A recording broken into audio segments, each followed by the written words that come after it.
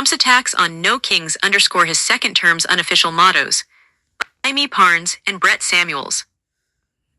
President Trump and the White House are ratcheting up the rhetoric in attacking Democrats, leaning into mockery and incendiary language to demean their political rivals.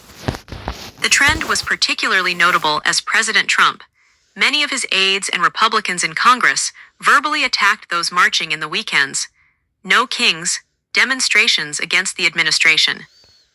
White House Press Secretary Karoline Leavitt on Friday doubled down on her claim that Democrats' main constituency is made up of terrorists, criminals, and those in the country illegally, comments that were reminiscent of Hillary Clinton, the 2016 Democratic presidential nominee, saying at the time that many Trump supporters could be put in a basket of deplorables. Trump over the weekend posted an AI-generated video depicting him flying a plane that dropped excrement on demonstrators. To further mock the No Kings rallies, Trump and his team posted various memes of the president as a king, while Trump late Sunday said the rallies are not representative of this country and dismissed those protesting as whacked out. "By the way, I am not a king," Trump said. "I am not a king. I work my ass off to make our country great. That is all it is. I am not a king at all." The verbal broadsides were reflective of what could be a few second-term mottos for Trump world.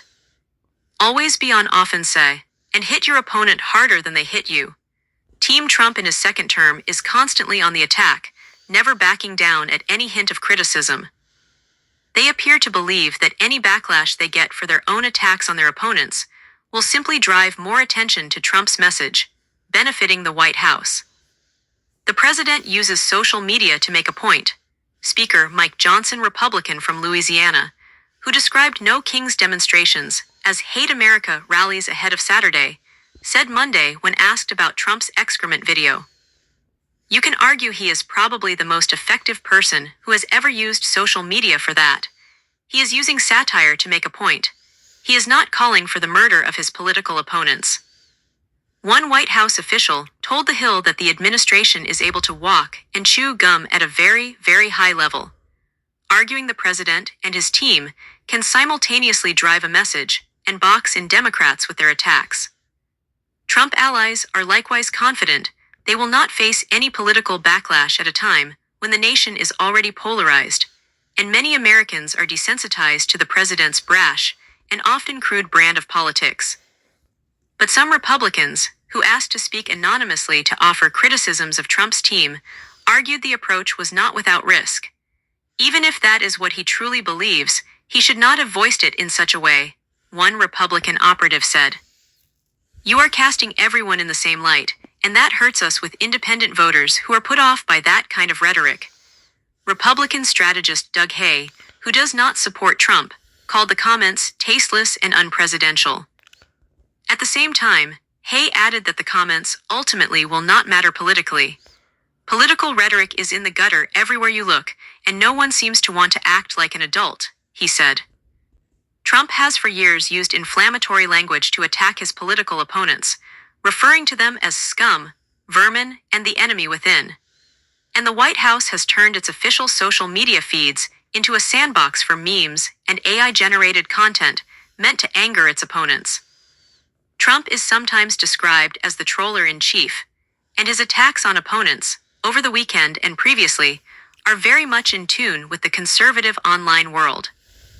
The verbal broadsides also in many ways have been amplified since the assassination of the conservative activist Charlie Kirk, though Trump allies blame Democratic rhetoric, including their comparisons of Trump to Hitler, for fueling the political divide and potential violence. During an event to award Kirk a posthumous Presidential Medal of Freedom, Trump said the far left promoted the devil's ideology. Leavitt drew backlash last week after she said Democrats were appealing to criminals and those in the country illegally. House Minority Leader Hakeem Jeffries, Democrat from New York, called her sick and out of control. Leavitt responded by doubling down, claiming Democratic lawmakers absolutely cater to pro-Hamas terrorists, illegal aliens, and violent criminals. Hakeem Jeffries is an America Last, stone-cold loser, Leavitt posted on the social platform X. "Now open up the government and stop simping to try to get your radical left-wing base to like you." Trump and the White House responded with a mix of anger and nonchalance to the No Kings rallies. Official White House accounts posted memes of Trump dressed as a king, seeking to trigger their opponents. Trump said he was not a king, called the protests a joke, and posted the excrement video to Truth Social. Polls show the nation is more divided than ever.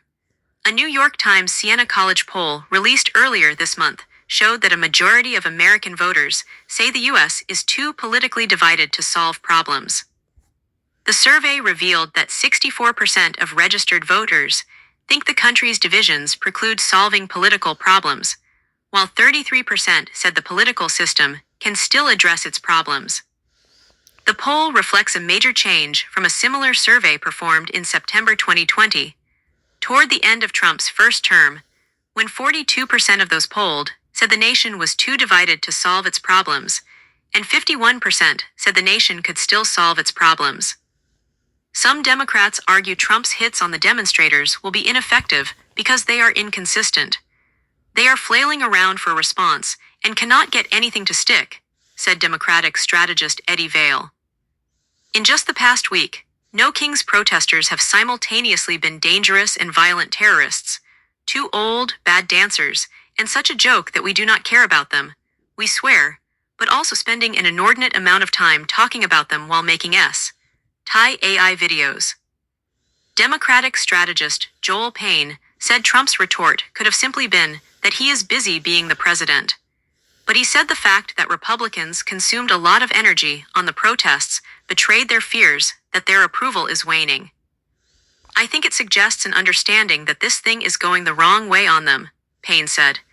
You can easily bat down polling. You cannot push back on millions of people spilling into the streets with a clear message about the negativity around your agenda.